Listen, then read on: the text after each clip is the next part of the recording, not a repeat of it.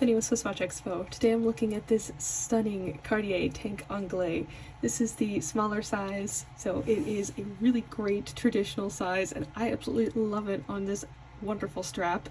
So I'm someone who really likes watches on straps. I think they're really easy to wear and put on and just look really fabulous, and of course you can accessorize and change up your strap to really change up the look of the watch. This one is on this really beautiful, like, dusty light mauvey pink strap. It's a really lovely color. This one is also perfect if you really like Cartier watches with diamonds, because this has 2 rows of diamonds on either side of the bezel, which is a really wonderful look, and it adds so much sparkle and shine and fabulousness, but it's complemented so well with the very subdued leather band. So this one also has this really lovely dial. I personally really like the Tank Anglaise dials the most.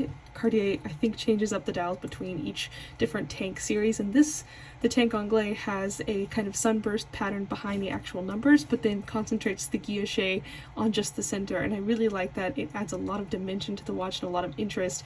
To such a small space, it adds a lot of really interesting textures to it.